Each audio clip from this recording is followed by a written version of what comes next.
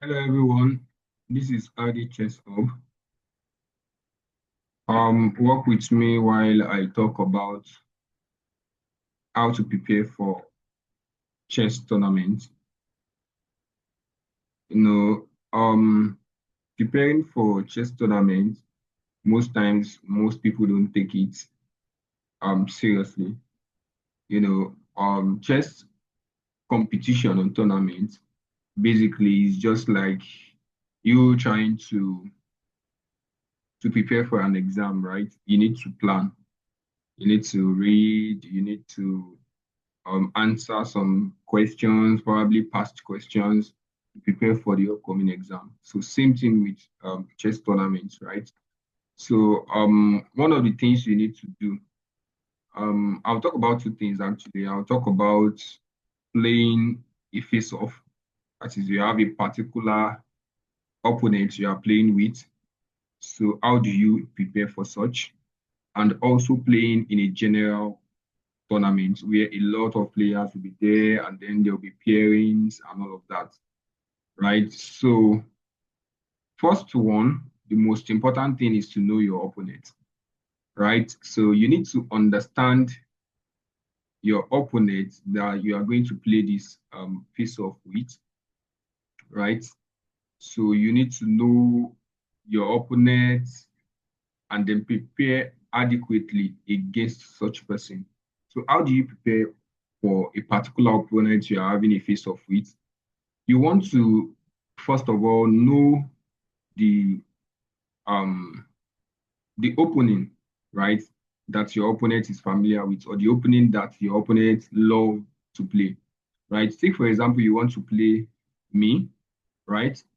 So I love as white, I love playing Rui Lopez, right? So you want to gather this kind of information about your opponent. They love to play Rui Lopez. What are the counter play if you are playing as black?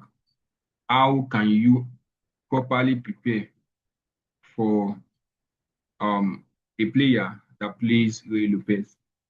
So that is one of the things you want to do. You want to get to know your opponent. Right now in this era, everything has become, you know, has gone online, right?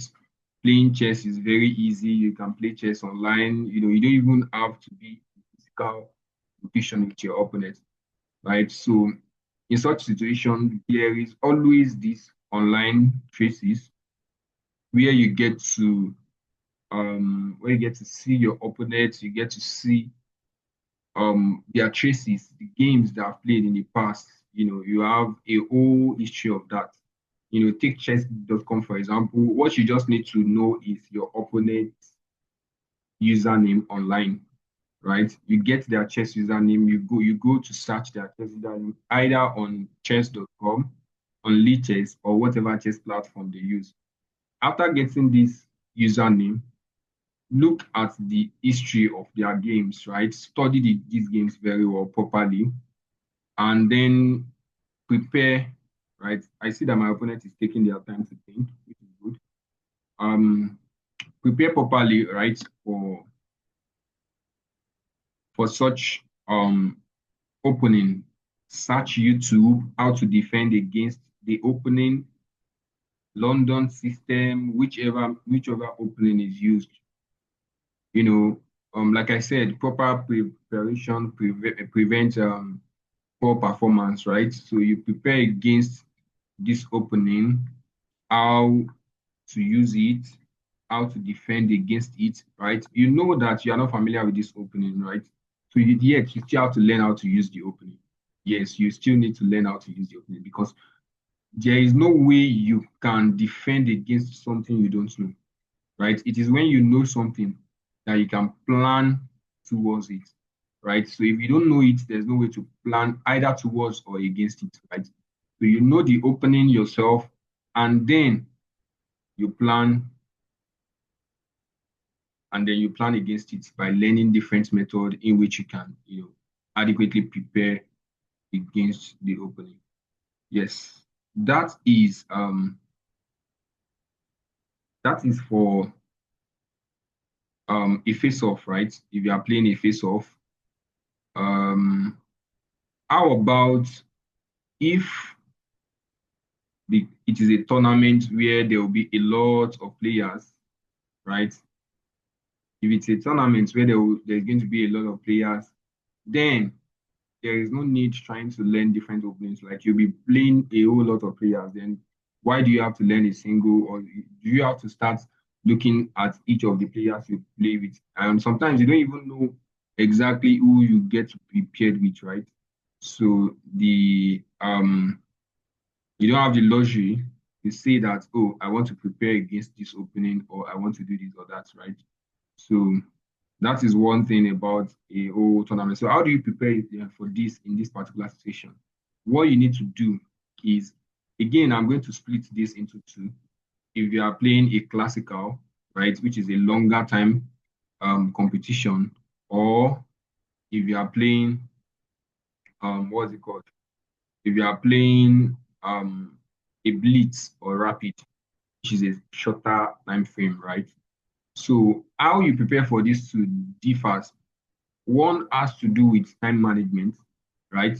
And the other has to do with um, you know, patience, keeping your cool when you are playing, right? Let's talk about the time management. Maybe you are playing a game like the one I'm currently playing, Rapid or Blitz, 3 minutes, and maybe some increments, right? What you need to do is how to efficiently manage your time. There's no room to say you want to think over a lot of moves because you don't have the time. You only have 3 minutes, and that 3 minutes, both of you are working against time. You are working against time. So one thing is that you have to be very fast with your thinking. One of the things that really helps in this situation is playing of puzzles, right? Is playing of puzzles. You want to um you want to learn how you can play puzzles very well, right? You have to play a lot of puzzles. Play a lot of puzzles. Um, you know, how fast can you easily spot a checkmate in one or checkmate in two or a particular move for maybe white or black in a single puzzle, right? How fast do you spot this, right? How you can easily determine this will tell a lot about, you know, how fast you can easily see what your opponent is doing or how you can respond to what your opponent is doing, something like that. So I would say you have to play a lot of puzzles. Play a lot of puzzles. That is if you are playing blitz, 3+0, 5+0, or 3+2, 5+1. In those kind of games, you need to play a lot of puzzles. My opponent is running out of time. I think I'm playing this position very well, although I don't like the position of my king, but I think I'm handling this position properly. All right. Yes, as I was saying, you have to. I'm thinking of pushing this. I think I'm already occupying this position now, so I can push this. All right. So as I was saying, you need to play a lot of puzzles. After playing a lot of puzzles, the next thing you need to do is that you need to also master your opening, right? Again, the fact that you've been playing an opening for a long time does not mean that there are no different variations of that particular opening. There are several variations of a single opening. Again, there are several variations of a single opening. So you have to learn the different variations of that opening, how to, so take for example, you start a blitz game, your first six move, you shouldn't be thinking at all. Yes. You shouldn't be thinking in your first six moves because as at that point, you should have learned every moves of your opening. Rio Lopez, E4, E5, knight F3, knight C6, bishop to c4 or bishop to b5. Bishop to b5, and that's fine for Ruy Lopez. Those moves, those four or 3 to 4 or 5 moves, I don't think when I play them, right? So you don't think when you play such moves, and same thing for your opening, for the kind of opening that you use when you are playing your game. You don't think much when you are playing this opening. Reason being that when you waste a lot of time in thinking about opening, then one, you won't have the time to say you want to think about your middle game. You want to think about um which other ones, maybe your middle game. You want to think about um your end game as well. Yes. So there won't be enough time to do all of these things. So you want to try as much as possible to play your opening very fast. First 6 moves, no much thinking. No need to do a whole lot of thinking. My opponent eventually push this, all of their this thing. No need to do a lot of thinking. There's no much thinking to be done, right? Mm. I don't like this position I find myself now. Why? What was I looking for them to have pushed this far? Okay, as I was saying, yes, no need to do a lot of thinking. First 6 moves, you play so very fast so that you can, even if it's an incremental game, right? So if you play 3 plus 2, for example, for every move you get additional 2 seconds.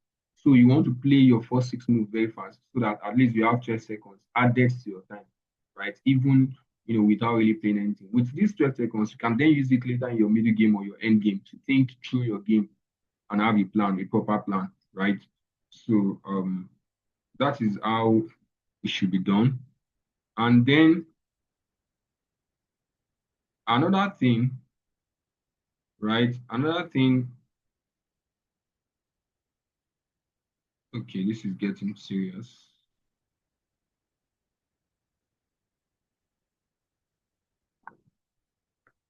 This is getting serious. Another thing we can look at is to say, um, don't overthink moves, right? Don't overthink moves. Yes, after playing a game, right? You have a plan, you've executed your plan, you've thought through the moves and all of those things like that. So the next thing you need to do is that,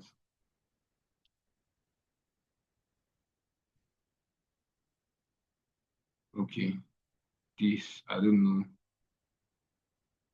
know what I'm doing here. How should I go about this?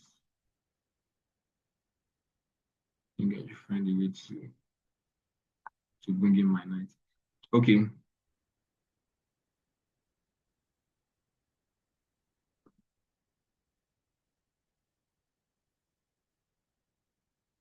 I think if I can come here and come here, oh, the sacrifice. Oh my God. Okay, interesting, interesting, interesting. Okay, what can I do here?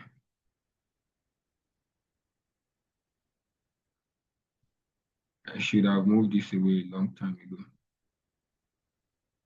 Hmm.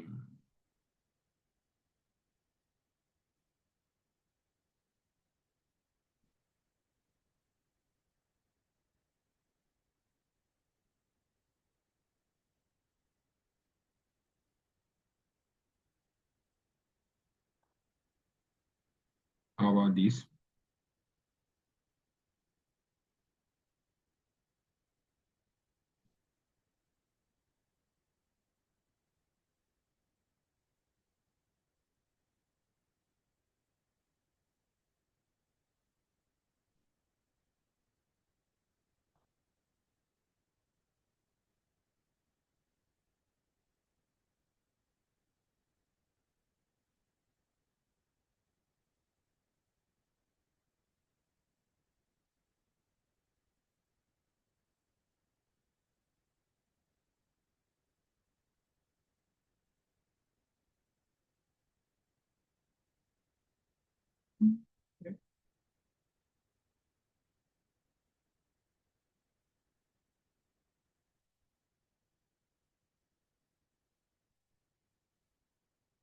Okay, I'm so engrossed in the game. I didn't even talk about um my conversation. So yes, as I was saying, I think this is a checkmate. Yeah, checkmate. So interesting, right? As I was saying, yeah, that is how to prepare for a blitz tournament. Probably in my next video, I'll talk about a classical tournament, right? I hope you enjoyed this. I hope you enjoyed this little game I played as well. See you in the next one. Thank you. Bye.